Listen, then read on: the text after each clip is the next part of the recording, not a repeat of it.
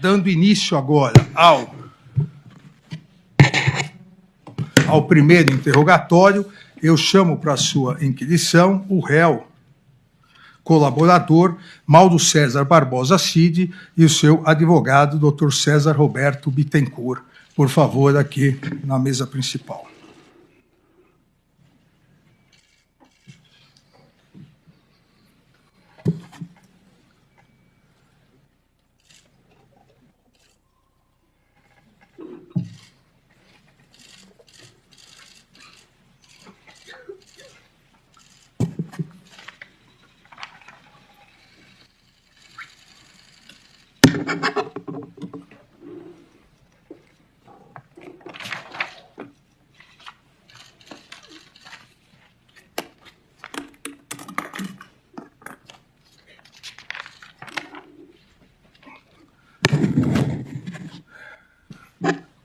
Boa tarde, doutor César Bittencourt. Boa tarde, presidente.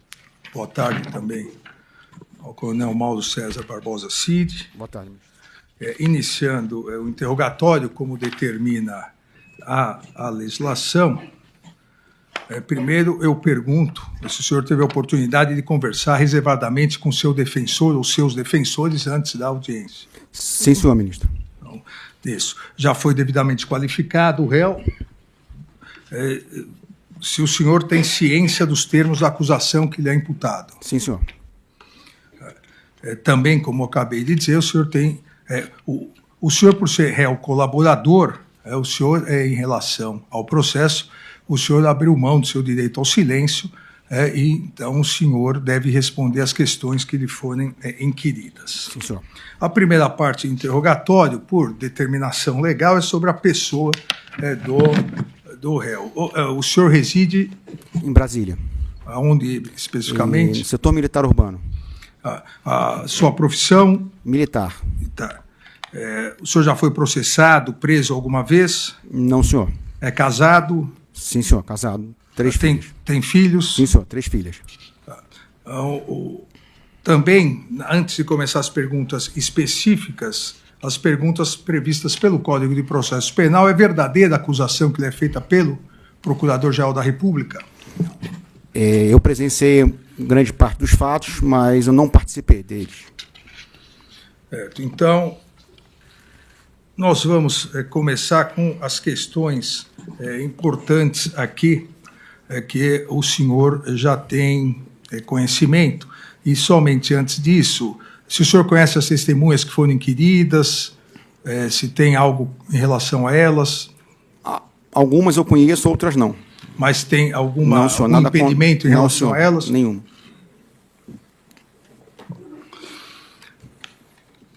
Senhor Mauro Cid, no dia 28 de agosto de 2013, o senhor, acompanhado de seus advogados aqui presentes, doutor César Bittencourt, doutora Vânia Bittencourt e doutor Jair Alves Pereira, que se encontram na plateia, assinou um termo de colaboração premiada e o termo de confidencialidade com a Polícia Federal, comprometendo-se a contribuir com a elucidação de várias condutas, entre elas aquelas tratadas na presente ação penal. O senhor se recorda? Sim, senhor. O senhor assinou esse termo de colaboração premiada e o termo de confidencialidade com voluntariedade e consciência total do que estava fazendo? Sim, senhor. Com a presença dos meus advogados. Na sequência, no dia 6 de setembro de 2013, o senhor compareceu perante o meu juiz instrutor na sala de audiências aqui do Supremo Tribunal Federal, onde reiterou a voluntariedade da sua colaboração premiada. O senhor se recorda dessa audiência aqui no Supremo Tribunal Federal? Sim, senhor. Foi de livre e espontânea vontade que o senhor, também naquela audiência, decidiu pela colaboração premiada? Sim, senhor.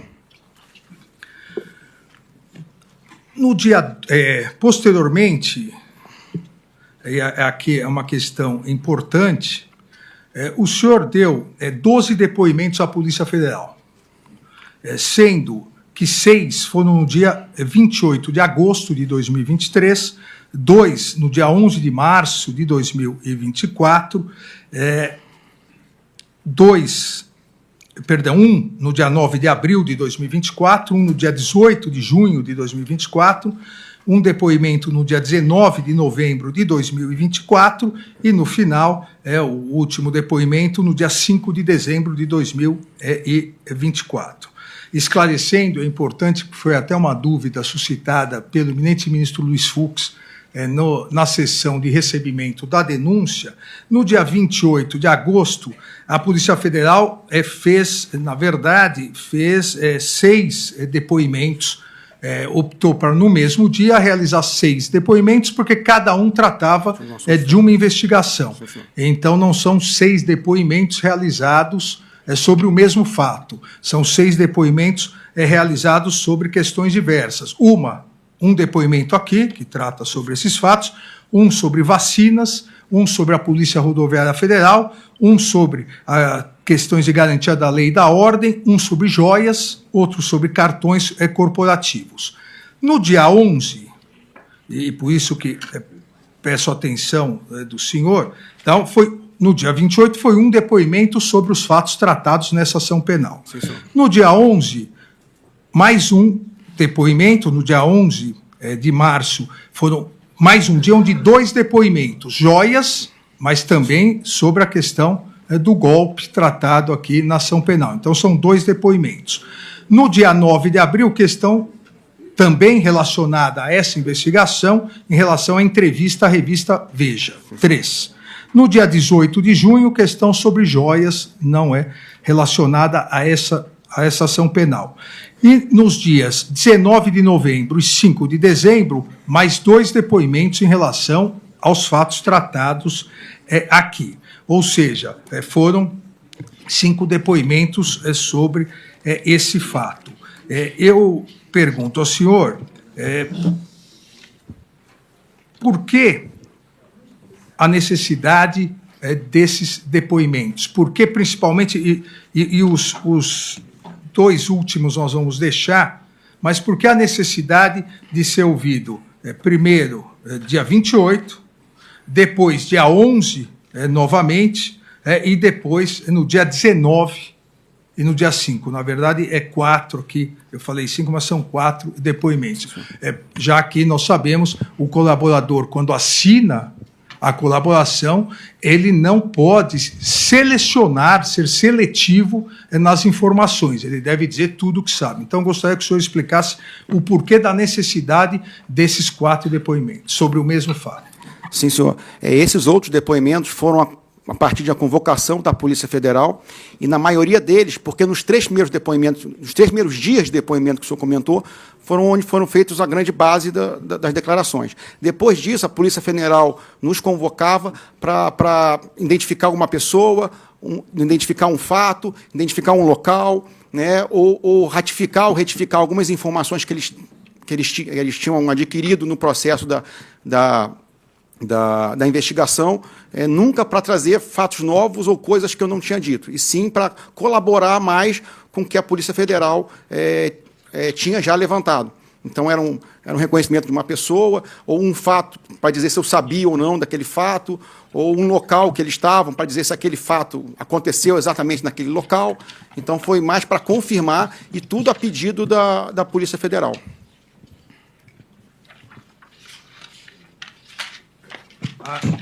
Ainda em relação, não ao mérito dos depoimentos, mas em relação a essa sequência de depoimentos, no dia 22 de março de 2024, o senhor foi convocado para mais uma audiência aqui no Supremo Tribunal Federal, perante o meu juiz instrutor, na sala de audiências do Supremo Tribunal Federal, após matéria jornalística da revista Veja, onde o senhor teria dito em áudios que teria sido pressionado pela Polícia Federal e pelo Supremo Tribunal Federal a dizer fatos que não seriam verídicos, teria sido pressionado na sua colaboração premiada. O senhor se recorda dessa entrevista?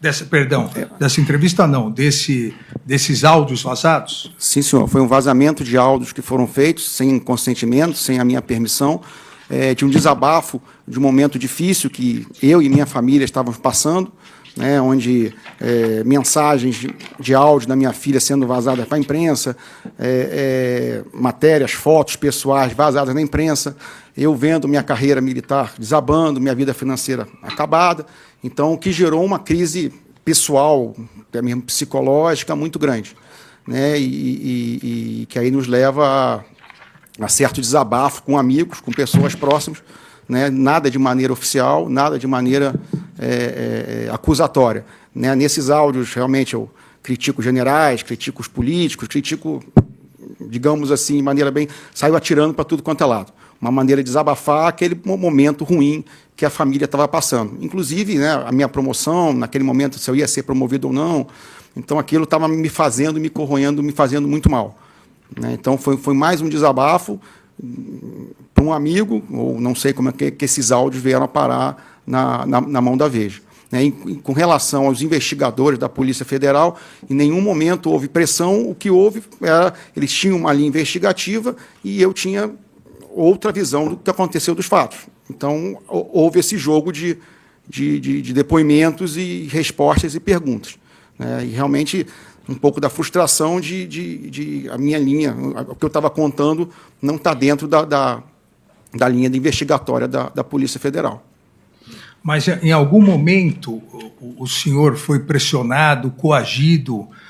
Antes, em algum momento o senhor estava sem a presença dos seus advogados? Não, senhor. Nos depoimentos que deu a Polícia Federal? Senhor. Todas as vezes eu estava com meus advogados. Em algum momento o senhor foi pressionado, coagido a responder algo que não queria? Não, senhor. Não, senhor. Então, o senhor confirma, como confirmou nessa audiência do dia 22 de março aqui de 2024 no Supremo Tribunal Federal, o senhor confirma novamente a voluntariedade da sua colaboração e a veracidade dos termos feitos em todos os depoimentos. Sim, senhor.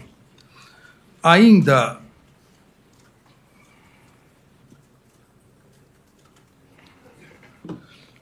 em relação à questão dos depoimentos, em virtude de eventuais omissões e contradições em seus depoimentos, no dia 19 de novembro, a Polícia Federal fez um relato, o ministro relator fez um relato a mim, apontando eventuais omissões, contradições e imputações seletivas.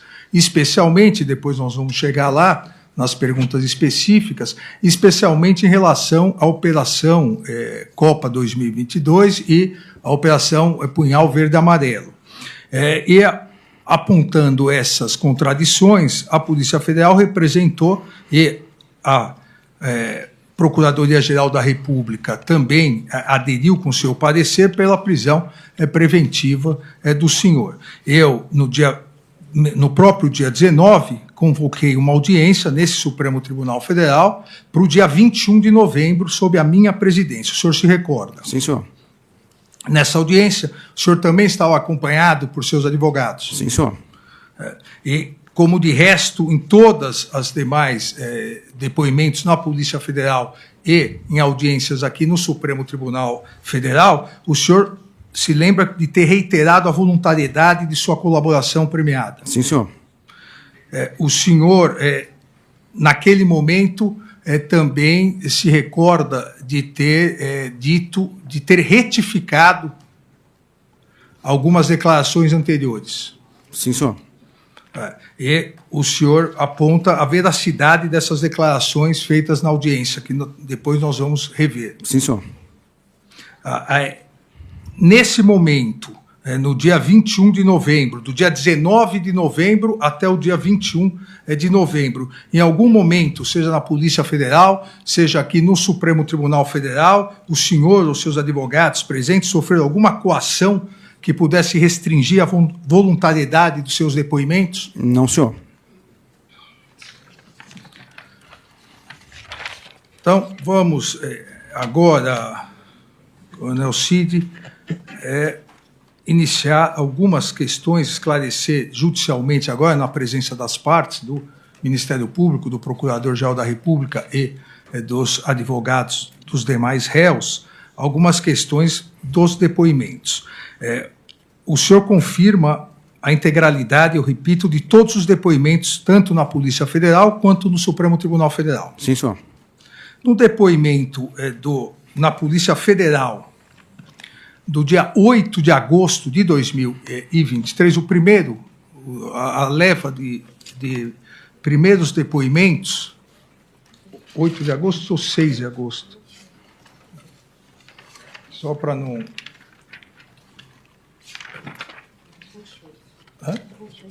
28 de agosto, perdão. Então, nesse primeiro depoimento, do dia 28 de agosto, aqui o depoimento 3576708, o senhor aponta que o assunto, o tema, golpe de Estado, quebra da normalidade, decretação do estado de exceção, estado de sítio, a ideia da quebra da normalidade democrática era discutida no governo. O senhor aponta ainda a existência de 3 grupos distintos que discutiam esse assunto. E aqui, entre aspas, na nomenclatura do senhor, um bem conservador, de linha bem política, que aconselhava o então presidente Jair Bolsonaro a dizer para o povo, abre aspas, entre aspas também, para o povo sair da frente dos quartéis. Outro grupo, denominado pelo senhor de moderado, em que pese, disse o senhor no depoimento, entendesse, entre aspas, que o caminho que o Brasil estava indo estava errado, dizia que nada poderia ser feito diante do resultado das eleições. E um terceiro grupo, que também fora denominado pelo senhor de radical, esse estava tentando, entre aspas, estava tentando convencer o então presidente a fazer alguma coisa, um golpe. O senhor, assim, divide essas discussões que ocorriam no âmbito do governo e do Palácio nesses 3 grupos. E ainda diz que no grupo radical havia os menos radicais, que queriam achar, entre aspas, uma fraude nas urnas, e os radicais, que eram a favor de um braço armado, que gostariam estavam incentivando um golpe de Estado, que queriam que o presidente assinasse o decreto, que acredita que esperavam o presidente dar uma ordem, entre aspas, que acreditava esse grupo que quando o presidente desse a ordem, ele teria o apoio do povo e dos CACs, e que esse mesmo grupo dos radicais, esse subgrupo radical, romantizavam o artigo 142 da Constituição Federal como um fundamento para o golpe de Estado. Fecha aspas. O senhor confirma isso? Eu gostaria que o senhor explicasse essas discussões entre esses 3 grupos. Sim, senhor. Ministro, confirma todas as declarações, mas esses grupos não eram organizados, eram pessoas individualmente, cada um com a sua ideia, que se aproximavam do presidente em momentos distintos, né, e cada um levando a sua ideia para ele. Então, era basicamente assim, mas não existia uma organização e nem existiam reuniões que esses grupos se reuniam para debater. Essa foi uma classificação minha do senhor, porque convivia diariamente lá. Para facilitar até o depoimento. Mas esses grupos não eram organizados, não eram grupos de pessoas que iam juntos para falar com o presidente. Era individualmente, as pessoas iam lá, davam suas ideias, muitas vezes iam 1, 2, 3 vezes, depois não apareciam mais, né? E esses grupos exatamente falavam isso que o senhor narrou? Sim, senhor. Tinham dos mais conservadores aos mais radicais. O senhor também, nesse depoimento, antes disso, aqui entre os corréus, o senhor identifica alguém que na sua classificação estava nesses grupos?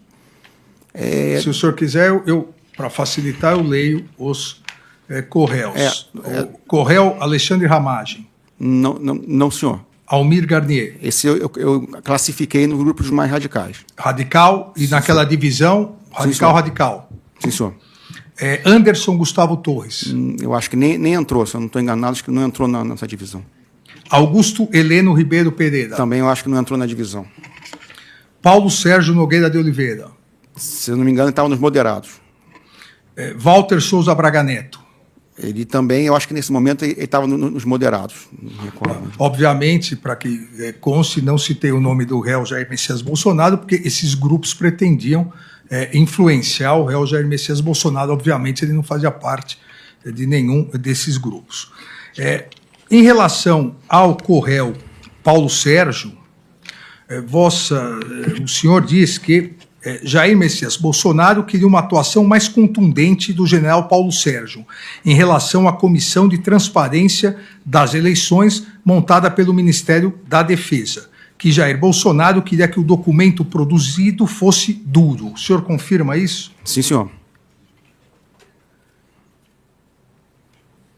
O senhor tem conhecimento que, se após, e também consta aqui nos autos, o senhor tem conhecimento que após a realização das eleições, na verdade, o primeiro turno e depois o segundo turno, hoje réu, então ministro da Defesa Paulo Sérgio, já estava não uma nota, com a conclusão feita, com o relatório da comissão feita, e com reunião marcada para entrega no Tribunal Superior Eleitoral, e depois desmarcou essa reunião porque foi pressionado pelo então presidente Jair Messias Bolsonaro? Sim, senhor.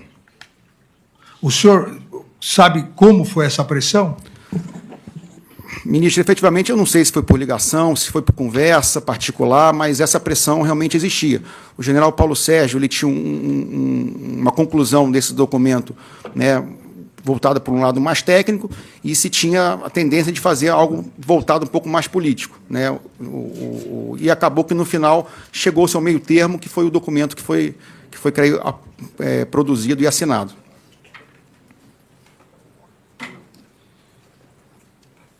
O senhor, ainda em relação a essa questão, que, na verdade, consta não só no seu depoimento do dia 28 de 2023, mas também no seu depoimento aqui no Supremo Tribunal Federal no dia 21 de novembro de 2024.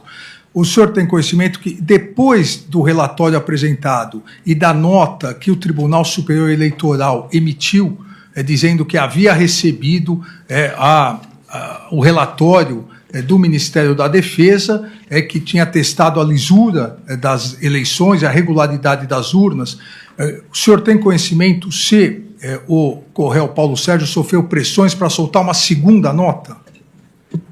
Não me recordo, ministro. Essa segunda nota eu não me recordo. Eu creio que depois que saiu a primeira, eu acho que depois que foi entregue a versão oficial final, eu acho que não teve uma pressão para sair a segunda, não me recordo. Aqui, vamos agora, a partir de meados de novembro de 2022, o senhor aponta que várias reuniões ocorreram para tratar exatamente dessa questão de como reverter o resultado das eleições. E que uma dessas pessoas que tratava desse assunto era um ex-assessor internacional do ex-presidente, o ex-assessor Felipe Martins, que vinha acompanhado de um jurista. E diz o senhor que foram mais de 2 encontros dessas pessoas com o ex-presidente Jair Bolsonaro, e, juntamente com esse jurista, eles apresentaram um documento ao presidente Jair Bolsonaro no Palácio do Alvorada. O senhor se recorda?